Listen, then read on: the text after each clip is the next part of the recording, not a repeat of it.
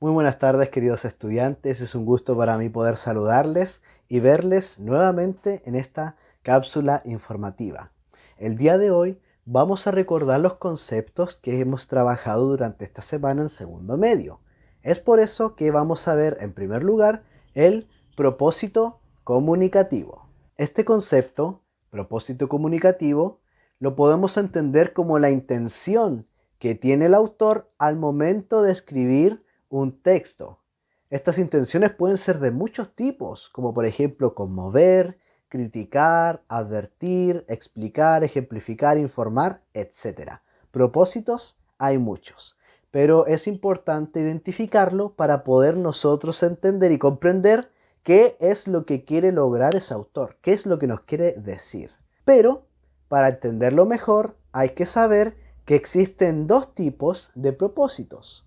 Por un lado está el propósito explícito y por otro el propósito implícito. El propósito explícito es la intención objetiva por la cual se escribió dicho género. Por ejemplo, si yo leo una noticia, el propósito es siempre informar. Si yo leo una carta al director, el propósito siempre es expresar un punto de vista.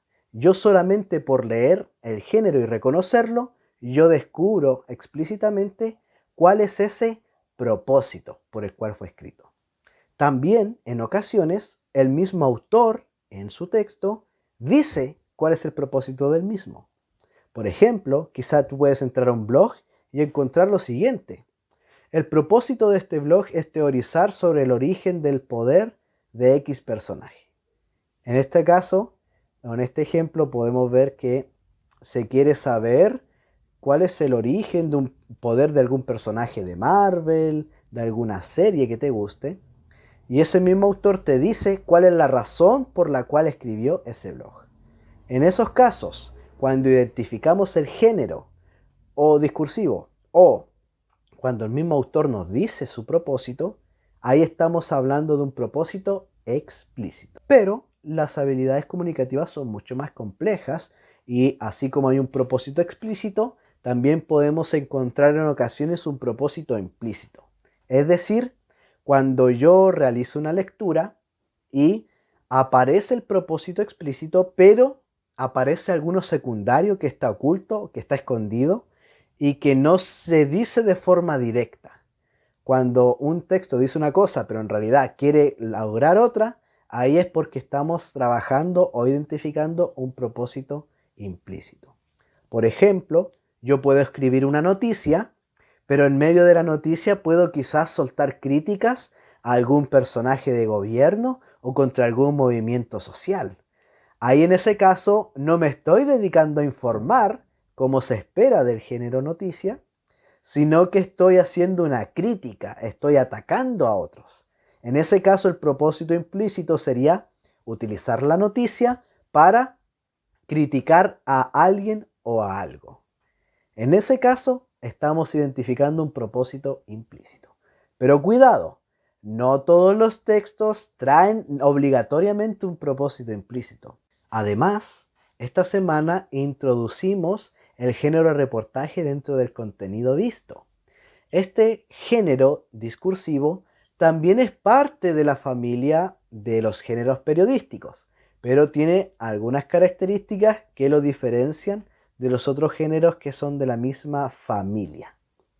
En este caso, el reportaje tiene por particularidad que es un texto mayoritariamente narrativo, al igual que la noticia. El contexto también es el ámbito periodístico, como en la noticia, pero aquí es donde las funciones son diferentes. La noticia tiene la función de informar de un hecho concreto, reciente, actual, de forma breve. Pero el reportaje, por su parte, tiene la función de ampliar ese hecho noticioso, pero con nuevos datos y perspectivas. Es decir, yo me leo una noticia para informarme de qué ocurrió hoy. Yo, en cambio, voy a leer un reportaje para poder ver qué ocurrió con esa noticia después de una semana, después de un mes quizás. y así ampliar y saber qué fue lo que ocurrió después, añadiendo entrevistas, opiniones, entre otros elementos que me ayuden a comprender mejor cómo fue evolucionando ese acontecimiento. La estructura de un reportaje es similar a la de la noticia, pero con algunas pequeñas diferencias. En primer lugar, tenemos, por supuesto, el titular, que me indica cuál es el tema del reportaje. Luego también tenemos una entradilla en el que aparecen o pueden aparecer respondidas las 6 preguntas básicas de la noticia. ¿Qué, quién, cómo, dónde, cuándo y por qué? La diferencia está en que el reportaje no necesita explayarse tanto en ese punto porque el hecho noticioso ya ocurrió. La noticia ya fue escrita. El reportaje solamente la va a rescatar para poder ampliarla. Entonces la entradilla puede ser que no sea tan completa como en una noticia. Luego, en el cuerpo de este reportaje es donde se añaden los datos adicionales. Pero el aspecto más importante es la opinión de las otras personas. En un reportaje no solamente se agrega la opinión de las personas que vieron quizá el hecho, también se añaden opiniones de tipo personal, quizá de alguna autoridad, de alguna persona que vio ese acontecimiento o quizá de una persona que no estuvo ahí, pero que su opinión también puede ser considerada, como puede ser funcionarios de la policía, funcionarios políticos, algún dirigente o alguien vecino que sea representante del lugar, y todo eso va añadiéndose en el cuerpo, en una mezcla entre hechos y opiniones. Y por último, hay un cierre en el que siempre concluye con una frase o alguna idea que representa lo que se ha leído en ese momento.